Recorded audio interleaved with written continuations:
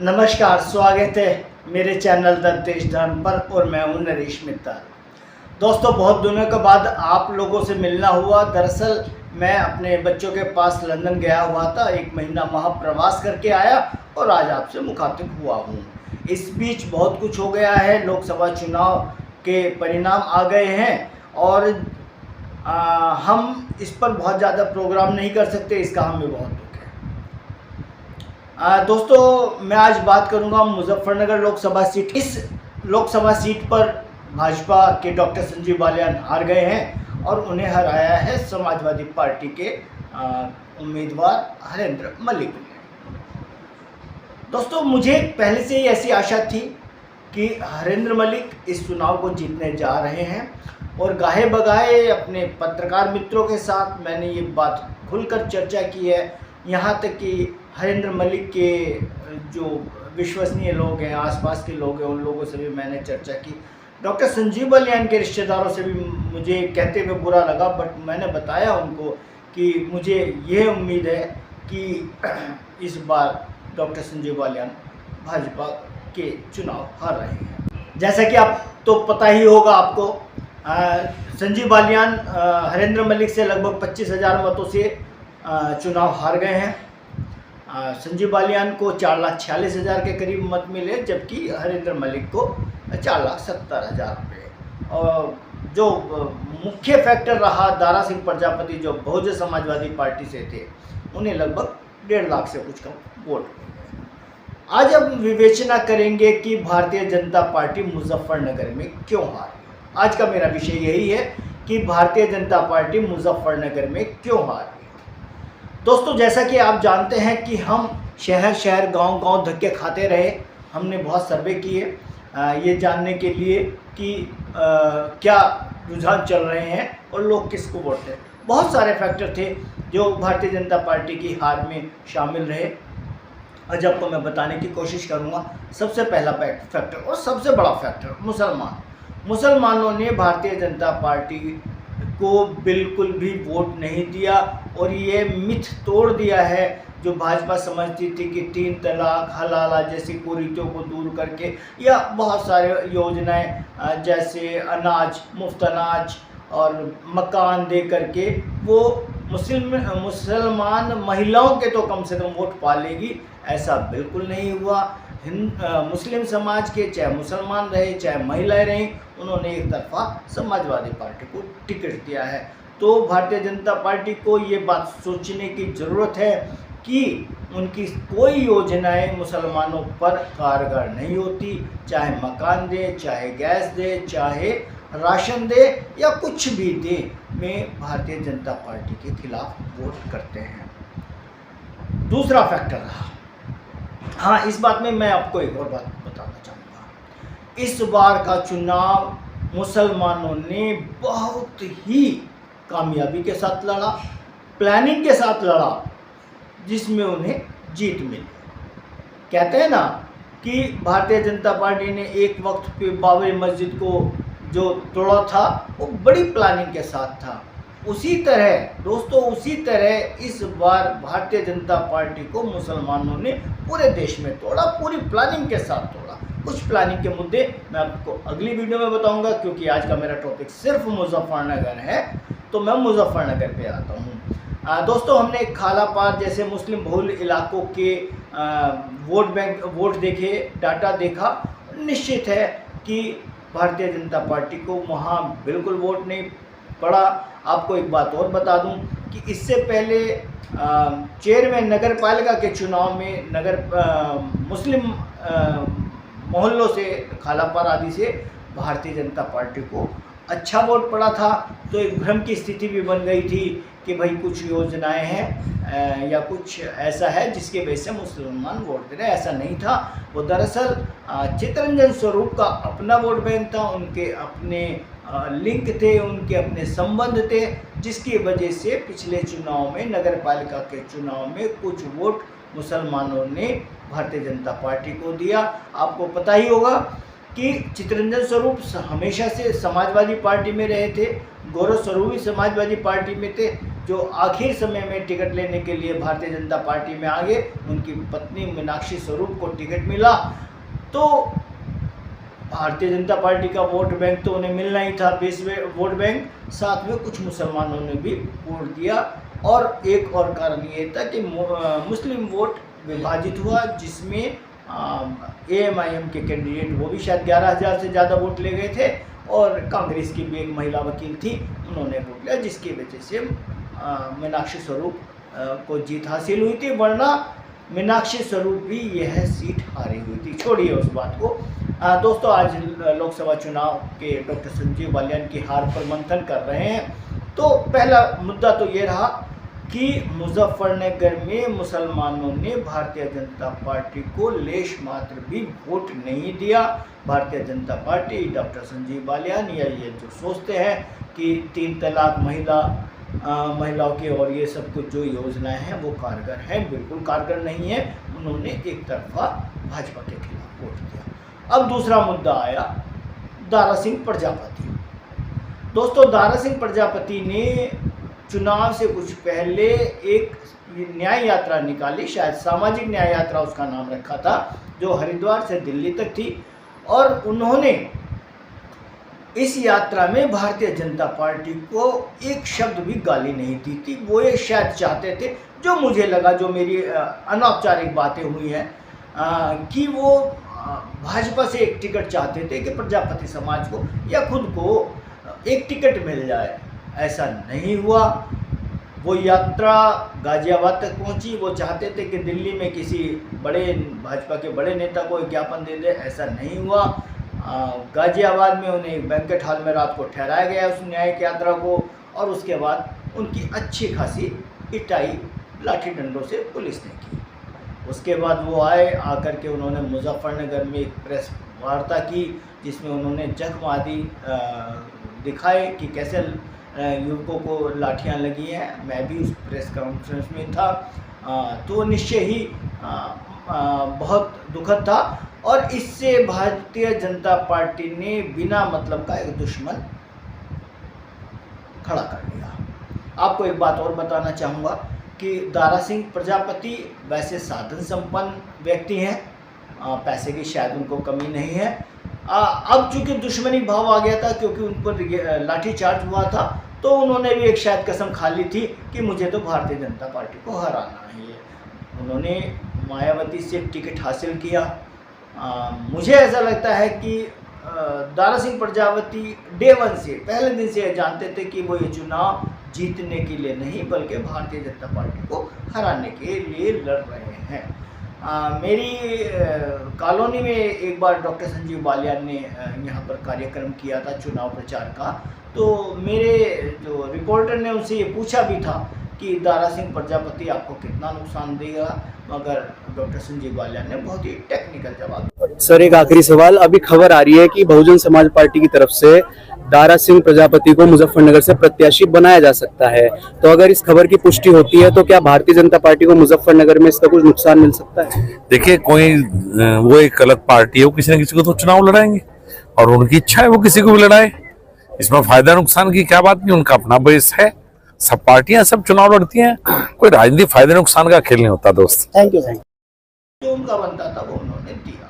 तो दारा सिंह प्रजापति, हम चुनाव के दिन प्रजापति समाज के बहुत सारे लोगों से मिले, और हमें ये लगा कि प्रजापति समाज पूरी तरह भारतीय जनता पार्टी के खिलाफ गया है। तो मैंने आपको 2 फैक्टर्स गिनाए। पहला, मुसलमानों ने भारतीय जनता पार्टी को बिल्कुल वोट नहीं दिया, और हाँ, मुसलमानों ने एक रणनीति के तहत इसे हिंदू बनाम मुस्लिम भी नहीं बनने दिया। वो कैसे किया, वो मैं आपको अगली वीडियो में बताऊंगा। दूसरा मुद्दा दारा सिंह प्रजापति, और तीसरा मुद्दा ठाकुर समाज।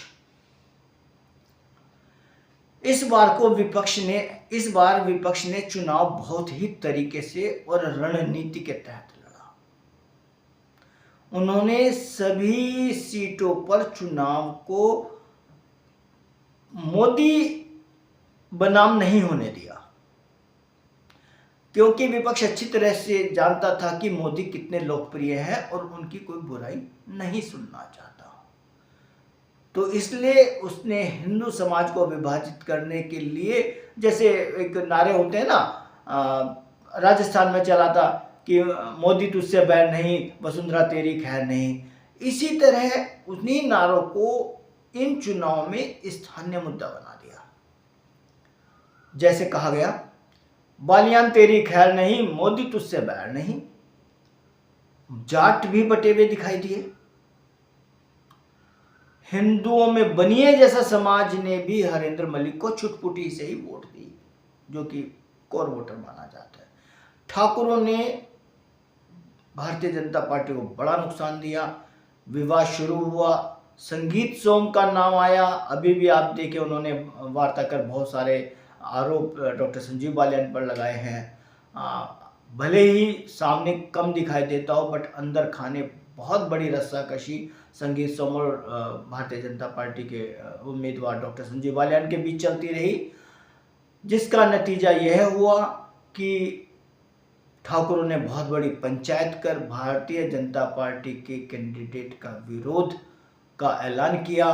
मैं आपको ये बता दूं कि इसका अर्थ ये हरगिज नहीं था कि सारे ठाकुर एक तरफा भारतीय जनता पार्टी के खिलाफ गए।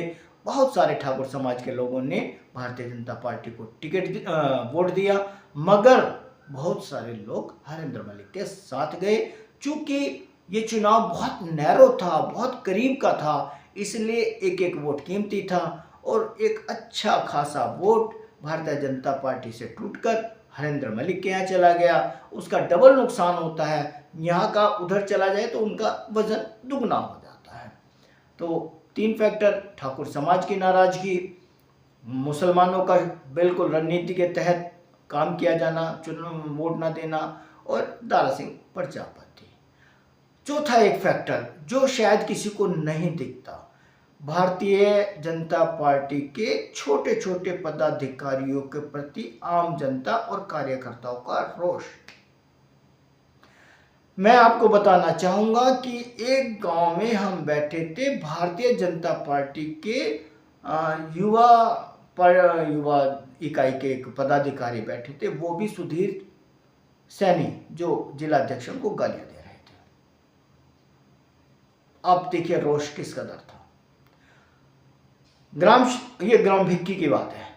ग्राम शेरपुर में गए एक गुर्जर नेता हैं, वो भी भारतीय जनता पार्टी के इन पदाधिकारियों से पूरी तरह नाखुश थे और वो ये मानते थे कि इस बार संजीव बालियान का जीतना मुश्किल है। एक और बात बताना चाहूंगा, भीतरघात, वो जो मैं अभी मुसलमानों की बात कर रहा हूं, तो आप विश्वास नहीं करेंगे कि मुसलमानों ने भारतीय जनता पार्टी को कितनी जबरदस्त प्लानिंग के साथ इस बार हराया है। ईद का मौका था, ईद के मौके पर मैं अपने कुछ पत्रकार साथ बहुत सारे मुस्लिम मित्रों के यहाँ गए, जिनमें राजनीतिक मित्र ज़्यादा हैं। तो भारतीय जनता पार्टी की अल्पसंख्यक शाखा के एक पदाधिकारी के घर पर बैठे थे और वो ये कामना कर रहे थे कि भारतीय जनता पार्टी कैसे हारेगी। ये हाल है। और छोड़िए, एक और बताएं, अनिल कुमार जो अब मंत्री बन गए हैं, रालोद के कोटे से हैं, मंत्री बन गए हैं, उनको हम चुनाव में फॉलो कर रहे थे। रालोद के जो मंत्री हैं, उन्होंने जी जान से चंदन सिंह चौहान के लिए काम किया और उन्हें जिताया। मगर मुजफ्फरनगर के एक गांव में एक मुस्लिम प्रधान के घर पर हम गए, उनके साथ गए थे, उनको कवर करते हुए गए थे। हमने उस मुस्लिम जो प्रधान थे उनकी बाइट दी। वो राष्ट्रीय लोकदल से जुड़े हुए हैं। उन्होंने बाइट में हमें बड़े भारतीय जनता पार्टी मोदी और योगी करते रहे। और अनिल कुमार जी के जाने के बाद उनके कुछ मित्र मेरे पत्रकार साथियों में थे, उनके सामने वो खुलकर बोले कि जी हम तो चाहते नहीं कि भारतीय जनता पार्टी ये चुनाव जीते। तो ये स्थिति रही। दूसरे सुधीर सैनी जैसे पदाधिकारी जिन्हें यही नहीं पता कि किसके साथ कैसे बोलना है, कैसे व्यवहार करना है, एक अजीब सी स्थिति में वो रहते हैं। शायद वो अपने आप को बड़ा अधिकारी समझने लगते हैं। एक महिला है सुनीता मलिक, उसके साथ पंगा ले लिया। पत्रकारों को तो कुछ समझते नहीं, पत्रकारों में कुछ मुजफ्फरनगर के जो मीडिया हाउस है खास उन्हीं को वो पत्रकार समझते हैं। बाकी अरे यार ये तो यूट्यूबर है, पत्रकार थोड़े ही हैं। और उनको जबकि पता है कि अमरीश सिंह बालियान जैसे यूट्यूबर, उनकी रीच बड़े बड़े अखबारों से ज़्यादा उनकी रीच है, गांव गुहांड है। मुजफ्फरनगर में बहुत बड़े बड़े यूट्यूबर हैं जिनके लाखों में सब्सक्राइबर है और रीच है। तो ऐसे नहीं समझते। हम लोगों ने भारतीय जनता पार्टी को इसी नीति के चलते कभी कवर नहीं किया। मैंने कभी कवर नहीं किया, आपने मेरी वीडियो कभी नहीं देखी होगी कि मैंने भारतीय जनता पार्टी का कोई प्रोग्राम किया हो। उनका इतना असंवेदनशील व्यवहार रहता है। एक बार आपको बताऊं कि उप मुख्यमंत्री भूतपूर्व आ रहे थे, उन्होंने कहा कि 12 बजे पीसी है, हम उनके कार्यालय चले गए। हम क्या, पूरा का पूरा मुजफ्फरनगर का मीडिया था, 2 घंटे इंतजार करते रहे। 2 बजे के बाद सभी पत्रकारों ने बहिष्कार किया और अपने घरों को आ गए। और अगले दिन ऑलमोस्ट उनकी वो जो उनका जो यात्रा थी यहाँ, उनका वो ब्लैंक था। किसी भी न्यूज़पेपर में, किसी भी मीडिया हाउस ने उस खबर को नहीं चलाया। बाकी कुछ बातें जो हवा में तैरती रही, कपिल देव अग्रवाल और संजीव बालियान के बीच मनमुटाव की भी चलती रही अंदरूनी तौर पर, बट वो अफवाहें हैं, कुछ कहा नहीं जा सकता। मगर हाँ, ये जरूर है कि संजीव बालियान का हार लगभग निश्चित थी। और चुनाव से 2-3 दिन पहले तक संजीव बालियान अच्छी तरह से समझ गए थे कि ये चुनाव उनके हाथ से चला गया। और आखिरी अस्त्र के तौर पर उन्होंने एक भावनात्मक वीडियो जारी की, जो वही अपने पुराने लाइन हिंदू और मुस्लिम पर थी कि सब 2000 और मुजफ्फरनगर का दंगा याद करें, जब बहन बहू बेटियों को उठा ले जाते हैं समाजवादी पार्टी शासन, वो याद करें। तो खैर, भारतीय जनता पार्टी हारी तो लगभग पूरे देश में ही है। बहुत मतलब क्लियर मेजोरिटी नहीं मिल पाई। मुजफ्फरनगर में भी हारी, बहुत बुरे तरीके से नहीं हारी। मेरा तो अपना व्यक्तिगत अनुमान था कि शायद 70-80 हज़ार का मार्जिन जाएगा, मगर कुल 25 हज़ार का गया। इसका मतलब यह भी है कि उस वीडियो ने शायद काफ़ी मेकअप किया, काफ़ी कवर अप किया, तो ये मार्जिन को घटाया। एक बात और बताना चाहूँगा, बीच बीच में मुझसे छूट जाती है बहुत सारी बातें। डॉक्टर संजीव बालियान को जाटों में भी पूरी तरह 100% वोट नहीं मिला, उसमें भी टूटन थी। जाट समाज के भी कुछ लोग ये मानते थे, ये कहते थे, हमारे ऑन कैमरा कहा कि संजीव बालियान अपनी खाप यानी कि बालियान खाप का ही ज़्यादा काम करते हैं। आम लोग, गांव के आम लोग तो ये मानते ही थे कि संजीव बालियान सबका काम नहीं करते, वो सिर्फ जाट समाज का काम करते हैं। मगर जाट समाज के लोग भी कहते थे कि वो सिर्फ बालियान खाप का काम करते हैं। वैसे मैं व्यक्तिगत रूप से इस बात से बिल्कुल सहमत नहीं हूँ, क्योंकि मैंने संजीव बालियान के जनता दरबार देखा है, मैंने उनको बहुत मेहनत करते हुए देखा है, बहुत अच्छे से लोगों के साथ व्यवहार करते हुए देखा है। तो मुझे ऐसा नहीं लगता। मगर कहते हैं ना, सबको संतुष्ट नहीं किया जा सकता। तो असंतुष्ट लोग हैं, वो 10 साल की एंटी इनकम्बेंसी जैसा फैक्टर था, जिसका नुकसान भी डॉक्टर संजीव बालियान को हुआ। दोस्तों, मेरी वीडियो कैसी लगी मुझे बताइए, हमारे चैनल को सब्सक्राइब करें। धन्यवाद।